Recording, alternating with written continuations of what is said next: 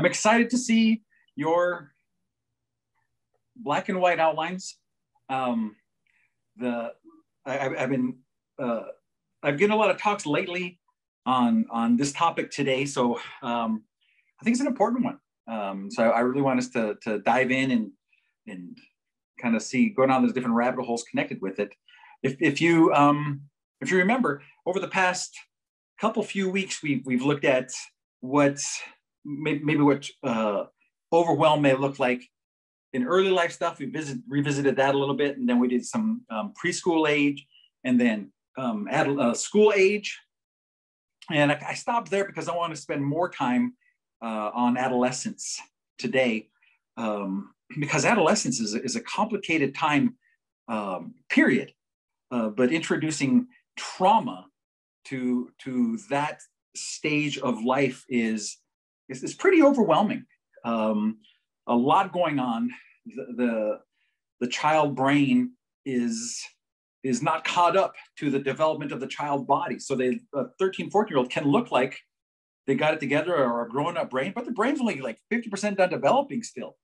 So they're giving more responsibilities and hormonal changes, and then they take on relationships. They start dating other kids that maybe they come from trauma stories as well, trauma histories, and they're not equipped for the overwhelm of maybe they break up or the emotions that come along with those kind of things. And so I talk a lot with adolescents about suicidality, because they don't have the grown-up, the healthy grown-up perspective of time that us as Annie and I at 30 years old currently, we can look back and say, well, when I was 12, that heartbreak, thought it was the worst ever.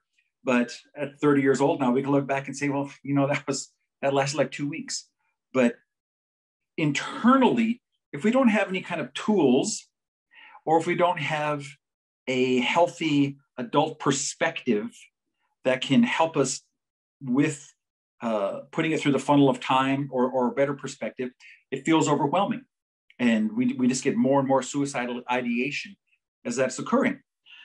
So before I dive into that even more, I just want to kind of tee up what we want to talk about today. But I want to look what trauma can look like, overwhelm can look like in adolescence. Just some of the symptoms. They are 3 times more likely if they've had a trauma history, abuse, PTSD, 3 times more likely to be involved in substance abuse, not just substance use, but substance abuse. Those who were physically abused earlier in life and then stepping into adolescence are twice as likely to suffer from depression. And if they had sexual assault, about 80% had PTSD, some form of PTSD. I saw a girl the other day, a young lady just the other day, who she came in saying, I'm really worried about my ADHD. And I said, well, tell me about that. And she said she's now college age. She's 20 now. And she said, I can't focus. I can't concentrate. I can't finish a thought. I used to have good grades. I put a lot of energy into grades and things. But now I can't even finish a sentence. I can't finish a paragraph. Can't finish a sentence. And she said it's just in the past since she started college. And what's interesting about college for everybody, but for young people who've had suffered from previous stuff, some trauma stuff, is elementary school, junior high, high school actually help because there's structure to it. They know that they're going to sit here and they're going to be in this row, and that's going to be the teacher, and the halls are going to smell like this, and there's period 1 through 8, and I know where I'm going to be. All that is very structured, and so they can almost they can make it through somehow. But then given the freedom for the for the traumatized brain can be chaos, because all of this is taken away and it's all up to me now. And the brain just lights up, and it can feel like chaos to them. And so it's interesting that I have a lot of conversations with folks in that age range that are starting to taste a little bit of freedom, and it settles in them as what they call ADHD symptoms. So I wanted to kind of rewind a little bit, because it just doesn't fall out of the sky. I mean, you're hanging in there, all of a sudden, boom, I have ADHD out of the blue. Really, and I always talk to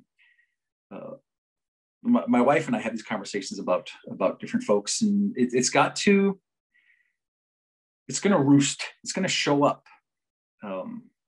At some point, we just got to be vigilant and aware and know that we have tools.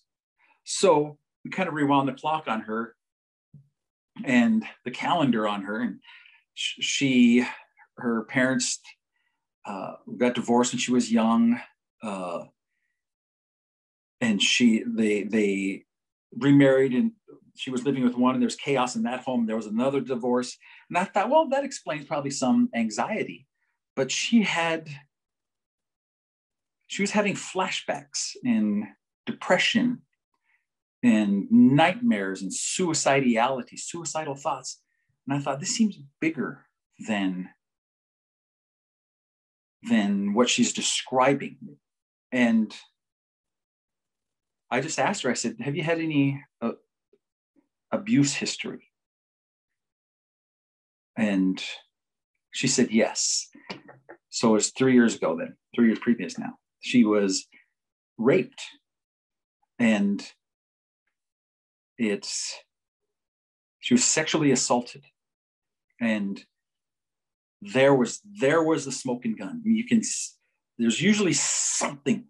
And for her, she had PTSD. She fit the SMART book of diagnosis qualifications, whatever you want to say, criteria for PTSD, which is that's just the diagnosis.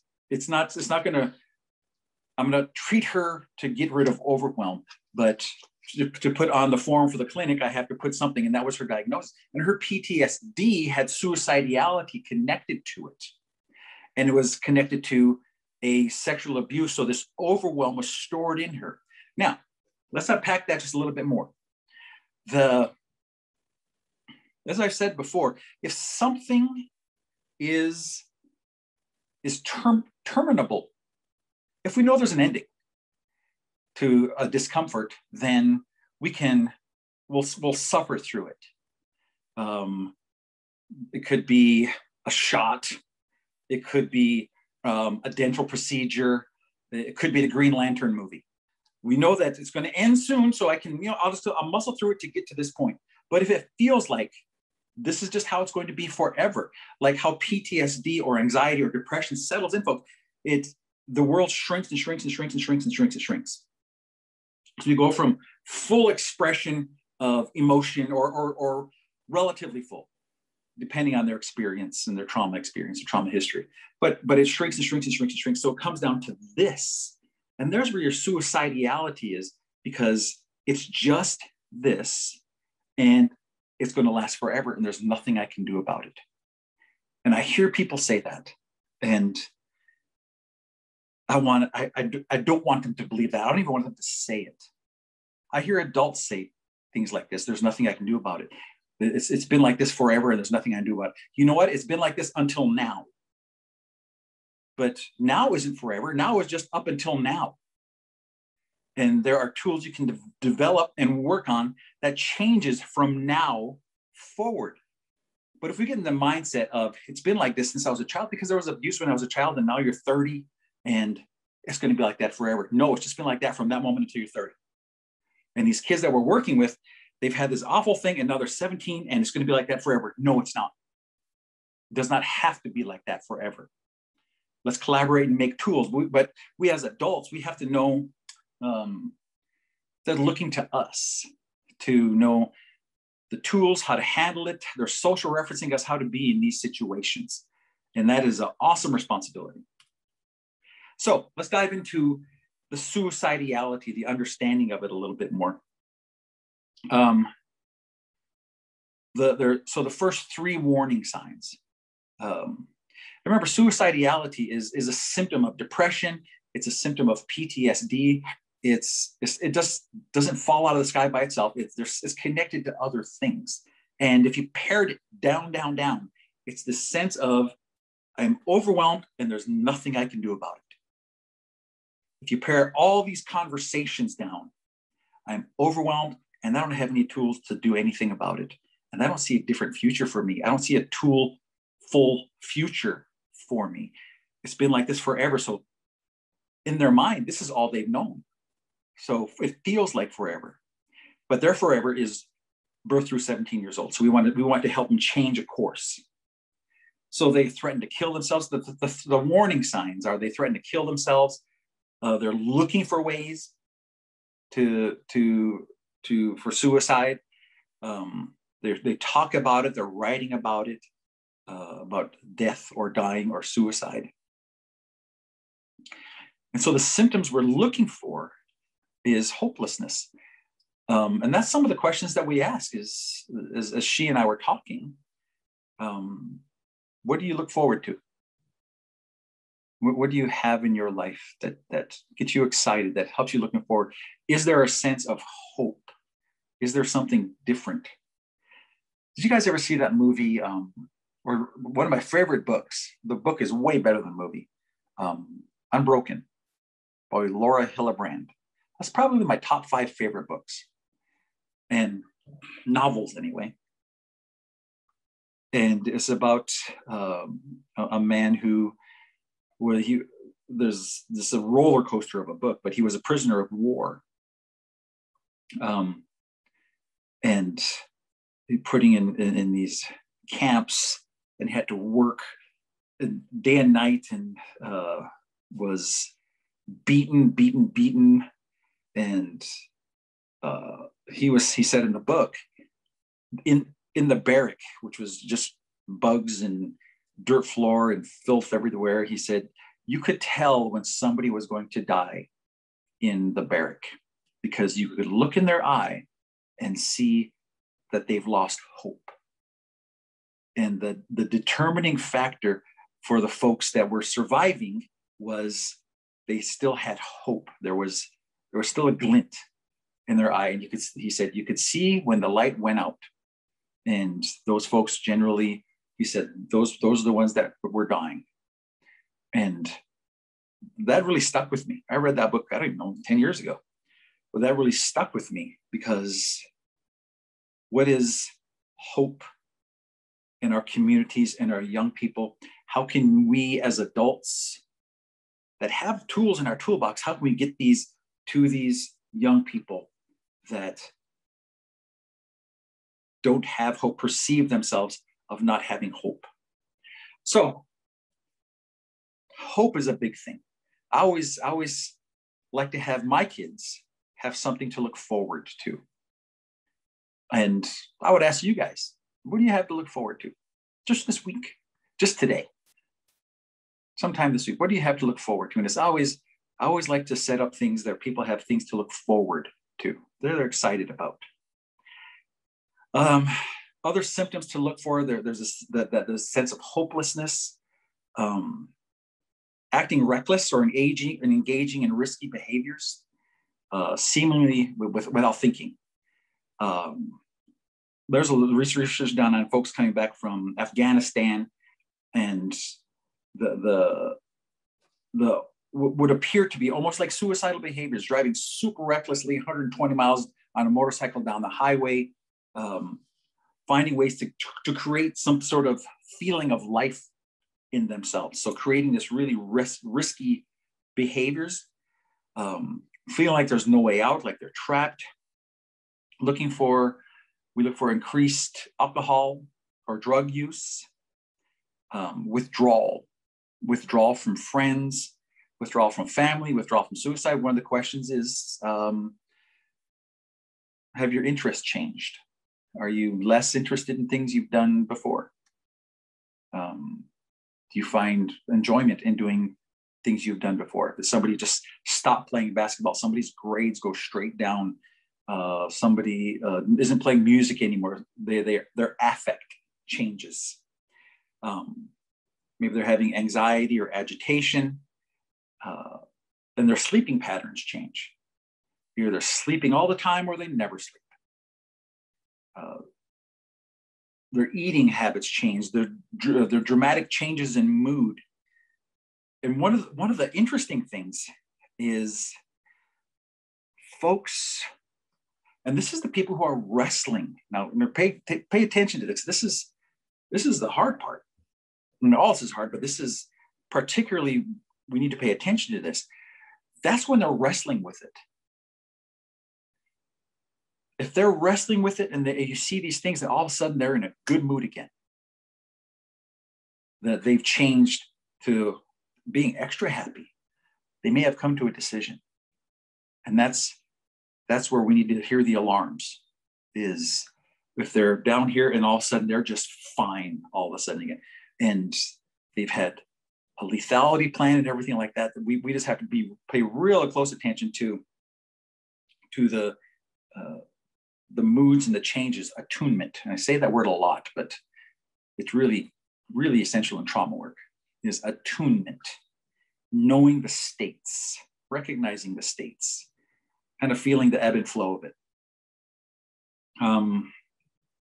So there are some risk factors, just general risk factors that increase a person's risk for suicide. They've been in a psychiatric facility. Maybe they were admitted previously or recently. They maybe have a family history of suicide. Maybe there's suicides in the community. There's a history of physical, sexual, emotional abuse. That's a risk factor. The more of those things, the higher the chances. Other health problems, comorbid health problems. So diabetes and depression, especially if they're newly diagnosed with a condition. So having comorbid conditions.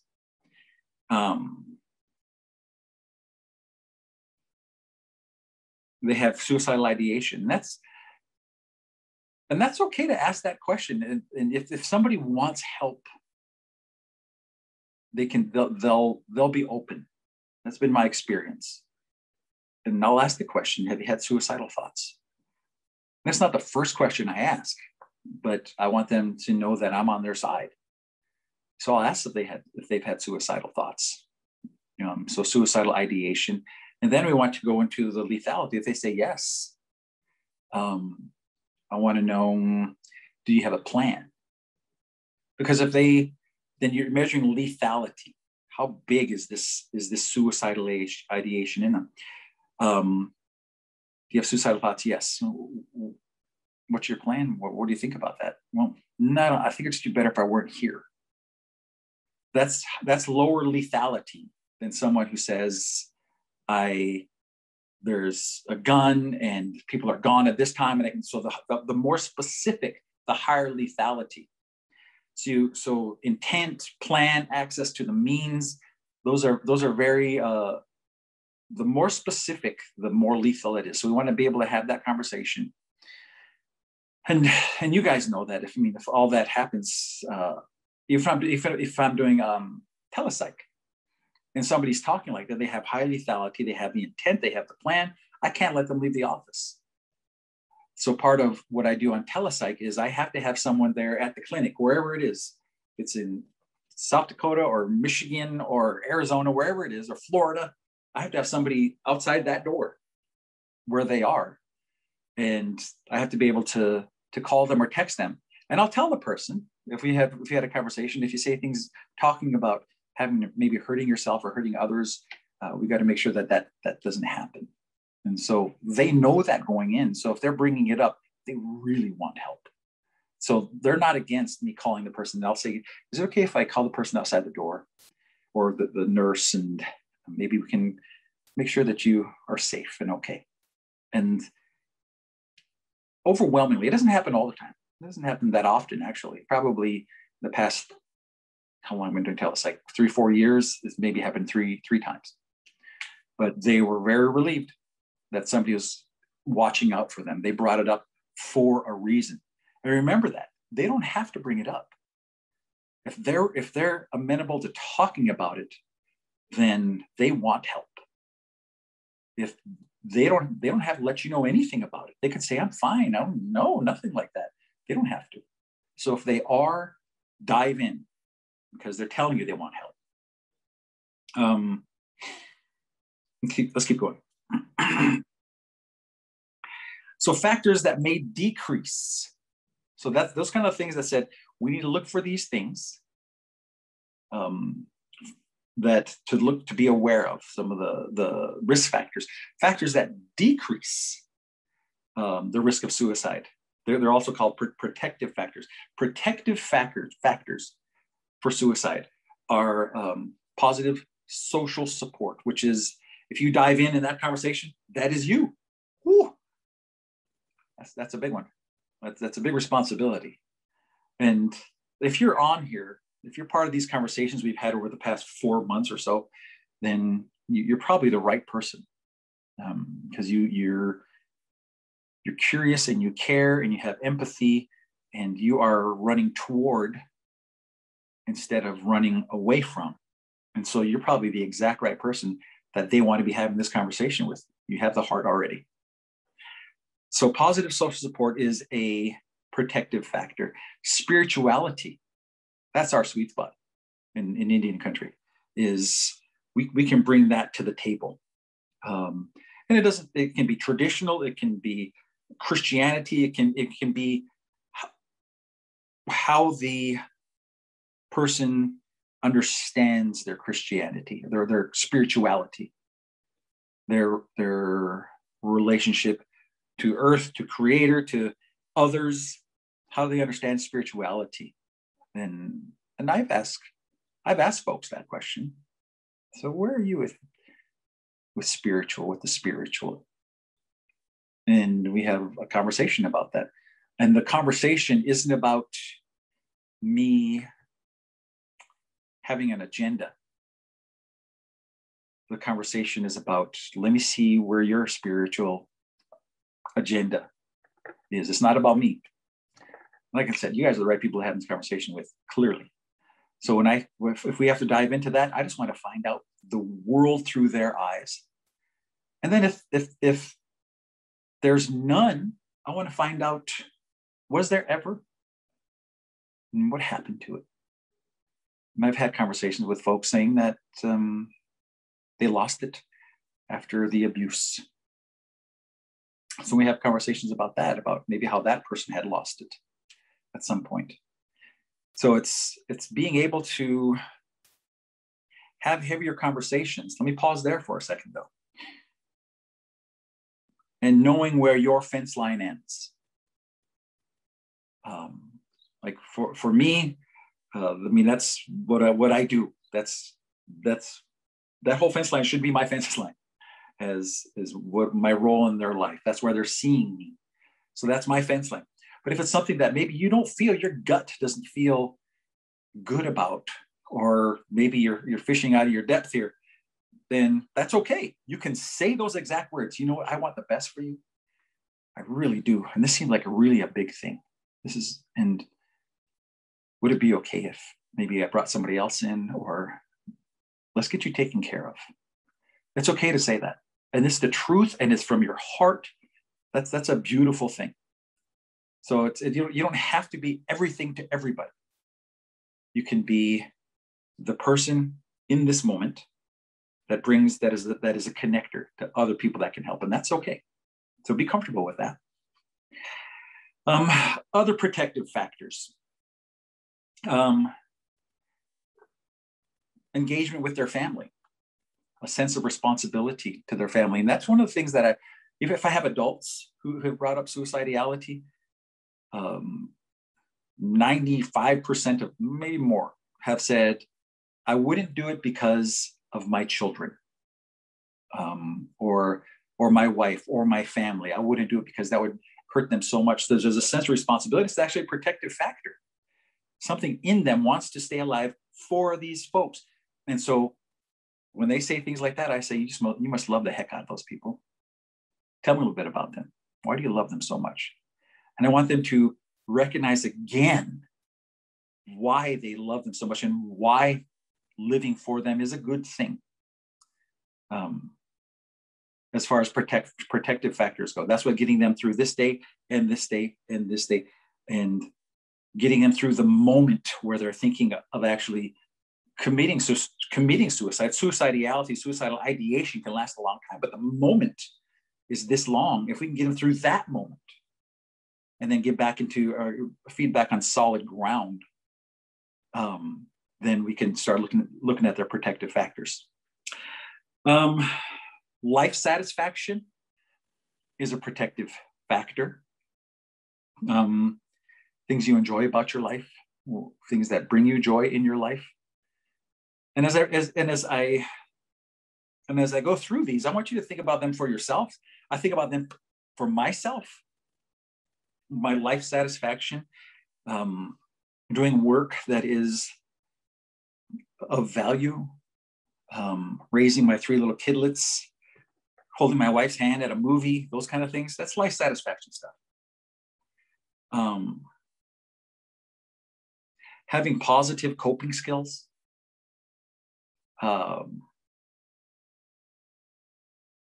Do they pray? Do they use culture? Is there a community? One of the things I've learned just in the past few weeks, I'm part of a initiative to curb suicidality in the Native population for youth. And so we're having these conversations about youth suicide every Friday as part of the team that is doing this. And so as I'm leading it, I'm trying to bring other people in to give us different insights. And there was research done at Johns Hopkins that culture was the #1 factor for Natives in suicide prevention. Culture was the #1 factor for Natives in suicide prevention, how engaged they were in culture, using the tools of culture to prevent suicide, which I think is great and fascinating. So we brought somebody on a few weeks ago, and she had a lot of really interesting insights that I'll share with you guys. Is that one of the things about culture is a sense of belonging, a sense of community, a sense of connectedness together. That's one of the beautiful things about culture. And she had said that for many of this generation's youth, it's not necessarily Native culture that is creating that community. They are Native, but there are many subcultures that they are creating a sense of community around, that they feel they're not alone, that they're connected. And it included Star Wars. This person said that Star Wars actually saved her life. She was a Native person. She said Star Wars saved her life because it gave her a sense of community, of belonging. And we as we were talking about, I might have the list here next to me. I do. Gaming was a subculture among Native people, Native youth, that helped give them a sense of community. Star Wars, anime, for crying out loud. Do you guys know what anime is? It's that art. It's I think it's Korean or Japanese art it's a subculture in our Native communities that kids just glom onto. It's out there existing on our reses, in our communities right now today. Dungeons and Dragons. Roblox. Do you guys know what Roblox is? My kids play Roblox. ROBLOX. I was saying roadblocks for so long, and they just thought I was a big dumb boomer.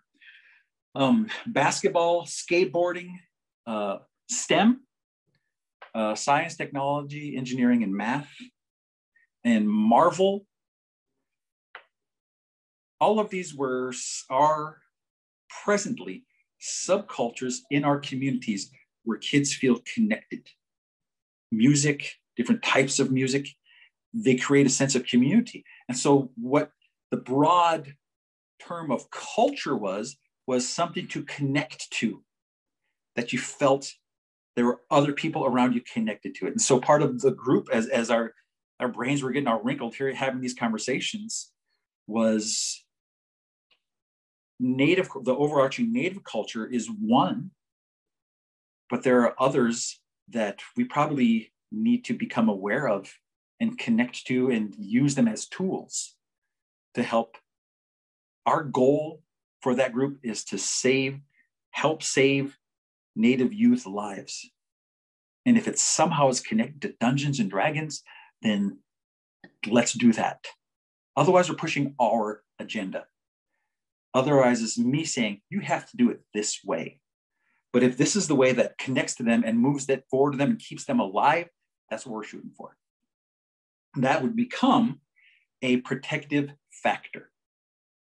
And I encourage you guys to think about, really critically think about it in your homes, in your communities, in your res and your clans. What subcultures are existing in a way that we could really reach kids? Okay. Let's keep going. So the questions, remember I told you there's just questions that I throw out there, and I try to be honest and connected, attuned.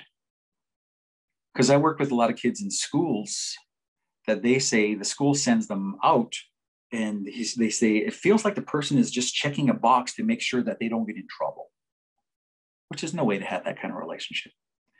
Let's say, have you thought about suicide this week? When did you think about it? How much did you think about it? So you're really having this conversation, but they're not connected to it.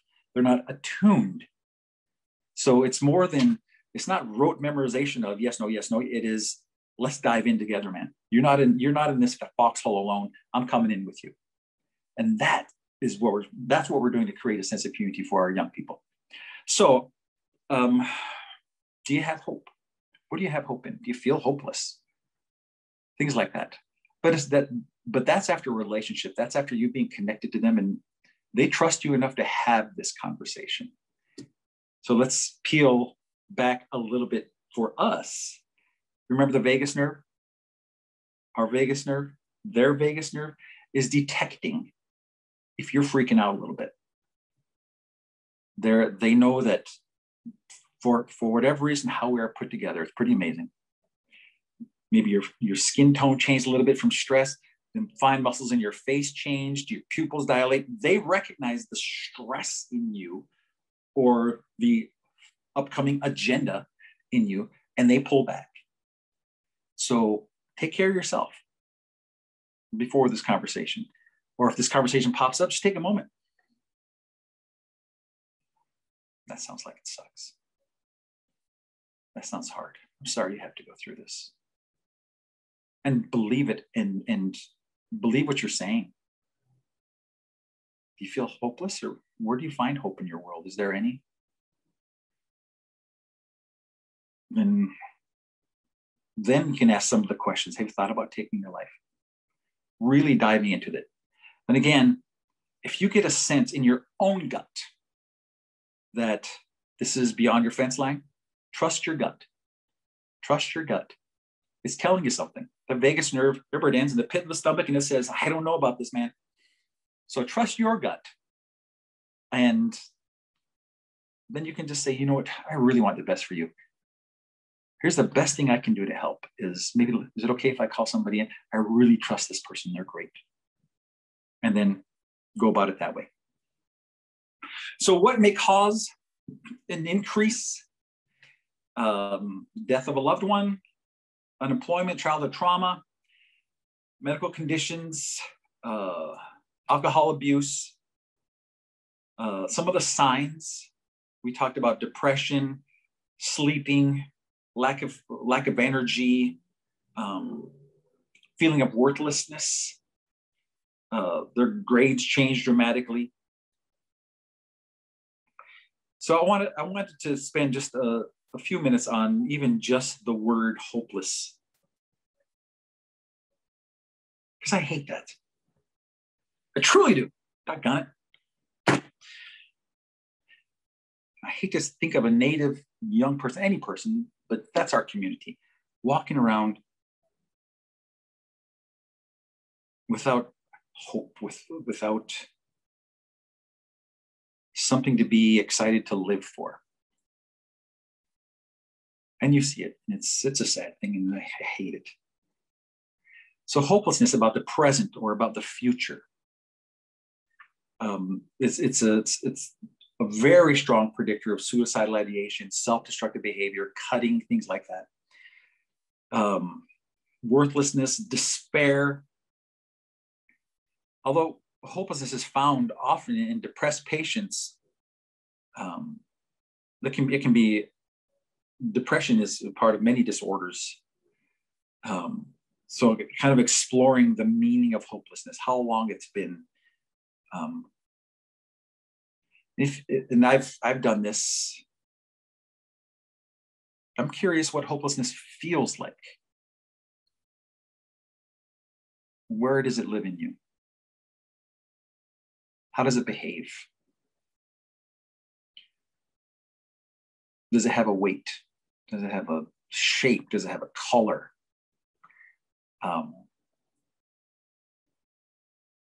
There's a lot of things connected to this that I don't probably think it's the role of me in this conversation to bring a lot of other stuff up, but as far as the spiritual, but I think I would encourage you where you are to really explore the spiritual aspects of what is creating the hopelessness. There's almost a epidemic of young people seeing and hearing things in the spiritual realm that are pushing them toward these suicidal thoughts or to hopelessness. And it's have conversations with kids all over the country that are describing many of the same things. So let me just say, use one of the beautiful strengths of Indian people is our spirituality to heal these things. I would really encourage you to do that. Be direct with them. Be willing to listen to them. Listen to them without agenda. Listen to them for the sake of wanting to hear every word that comes out of their mouth. And attune to what those words mean. Not just the words, but what the words mean. Be accepting of the feeling. Don't say, no, you don't do that. No, don't tell them they're right or wrong. Be accepting of them, because the more you can just reflect that and dive in, the more they're going to lean in. So be patient. Be patient. As long as they're in front of you having a conversation, that's going to be more and more of a victory. So be patient, be non-judgmental, and you don't have to be sworn to secrecy. You could say, if you say something, there may be things that we can bring other people in to help, because then it becomes on you. And we want to keep them alive as a community, as a team. Offer hope. This is hard now, but let's see if there's things we can do, people we can bring in. Let's see if we can get some tools to help you start shoring up some hope again. Take action. Take action. If it's very direct, remove the lethal means of self-harm. If you have to, if they're young, you can't let them go. You can't let them leave. If they have hardcore suicidalation, there's laws that we have to adhere to for the purposes of protection of the child. Encourage them to seek help, if it's a psychologist or a counselor or a school counselor or a traditional counselor, to seek help. We've had really good results in some schools with traditional counselors, elders that were good at talking about some of the things that may be occurring spiritually with the students, we actually set up groups in some schools where they would meet with the traditional counselor who was an elder, just as groups of students in there, and they were so helpful to them. They felt like something was wrong with them or that they were crazy in some way, but they're actually having spiritual encounters that the elder traditional counselor could help them understand and walk through, which was very powerful, very valuable, more so than anything I could have said or done with them. And shoot, I know my spot. And they connected with him, and what he was saying resonated and kept them alive. It kept them safe. Rock that, crying out loud, people. Be available. Be present. Show interest, show understanding, support. I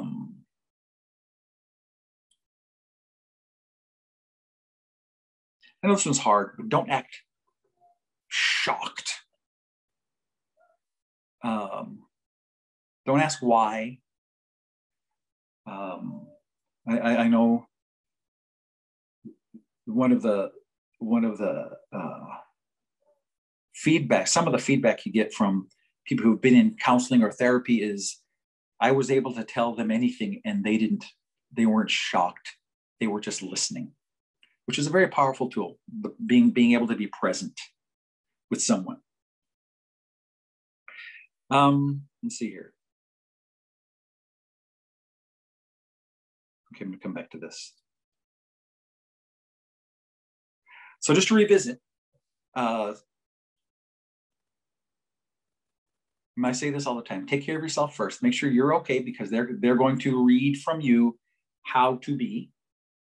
And if you are okay and present and connected, then they'll be able to move forward better if you're filling that space for them. So the teen trauma checklist, and this is from Levine's work in Trauma Through a Child's Eyes.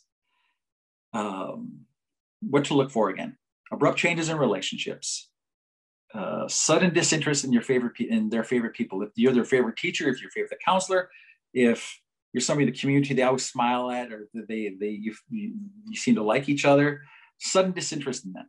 If they pull away from their siblings, their friends, they withdraw, have their grades changed significantly, has life attitude changed, or has their appearance changed? Have they stopped caring about what they look like? Sudden change in behavior, like I said, maybe doing more dangerous behaviors than previous, changes in mood, anxiety, depression, starting to drink more. If they just quit the teams, they quit doing their hobbies. If they become more irritable, more anger, they want to take revenge on things, more promiscuity. They are engaged in very dangerous behaviors. So those are the things. Were kind of the whole arc of this is, as they get into this age, the freedoms change, their ability to self-regulate changes, or even having people around them or the school affects their ability to regulate, yet they still have a young brain. They're still not developed enough to the word is cope, but I don't know if I like that word as well, because I want to heal, not deal. But they have coping skills. But if they haven't been taught these coping skills, and they still have a young brain, but you're adding relationships and more pressure in school, and my life isn't what I thought it was going to be. My life isn't what I was wanted. Mom, dad aren't who I thought they were or who I need them to be. There have been things that have happened to me that I don't know how to address, the things that happened to me. So you put that into an age of more freedoms. And that becomes that can become toxic. So we as adults, we run toward that. We stand in those gaps. We connect. But we're not connecting just arbitrarily. We're connecting with this information, knowing what to look for, knowing where our fence line ends, and knowing how to offer some simple tools that will get them to this next moment. Now, next time, I have a bunch of first aid, trauma prevention first aid, which we're not going to have time to get into today. So I want to stop here.